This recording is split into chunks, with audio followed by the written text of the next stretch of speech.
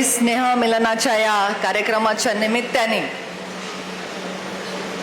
ज्यांच्या संकल्पनेतून आणि ज्यांना दिवाळीच्या निमित्ताने पुन्हा एकदा प्रत्यक्ष भेटण्यासाठी आपण सर्व इथे उपस्थित झालेलो आहोत, त्या आपल्या सगळ्यांच्या लाडक्या नेत्या सन्माननीय पंकजाताई, मंचावर उपस्थित सन्माननीय केशवदादा आंधळे, बदामराव आबा, बाळराजे पवार, निर्मळ तात्या, सर्व उपस्थित मान्यवर. आता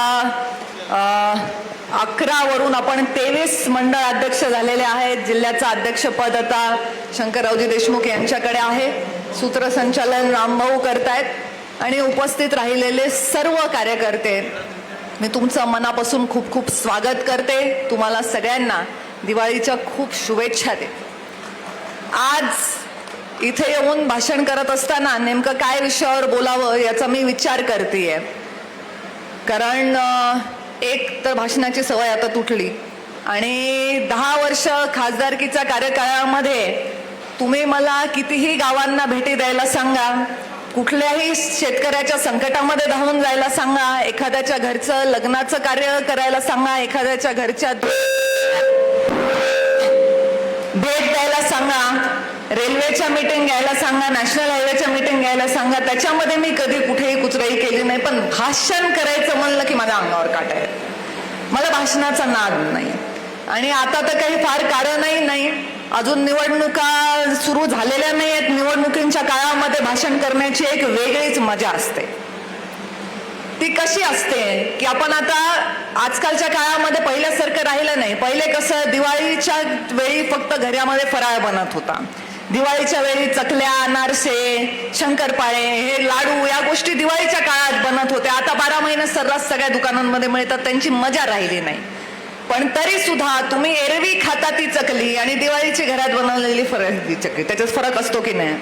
तसं आत्ताचं जे भाषण आहे त्याला तो खुसखुशीतपणा नाही. जोपर्यंत ते राजकारणाचं भाषण होत नाही तोपर्यंत त्याला तो खमंगपणा येत नाही. आज आपलं जे आहे ते सगळं गोड गोड आहे. म्हणजे आज आपल्याला लाडू, शंकरपाळे, अनारसे असं गोड गोड बोलायचं, सगळं छान छान आहे.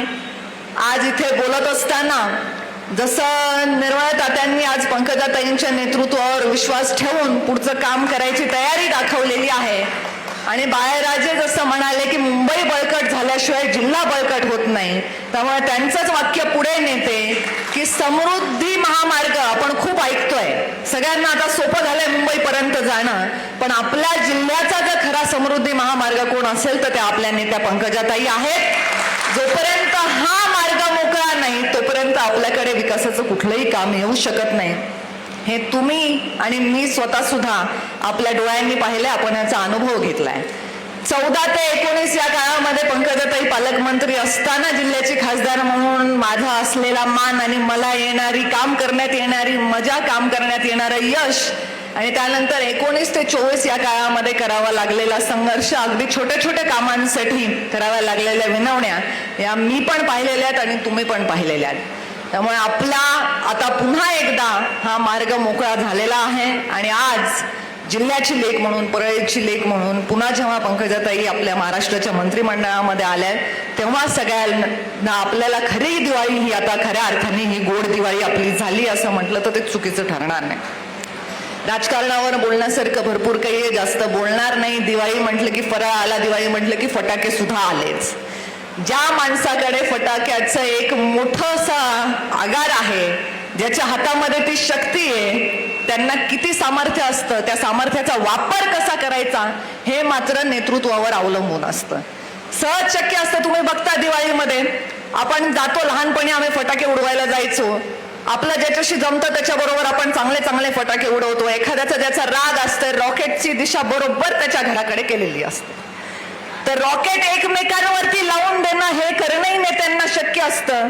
पण पंकजाताई त्या नेत्या आहेत की ज्यांनी जिल्ह्याच्या आपल्या आसमंतावरती सुंदर रोषणाई करून सगळ्या जिल्ह्याला प्रकाश देणारे फटाके लावून सगळ्यांना एकत्र आणण्याचं काम केलेलं आहे.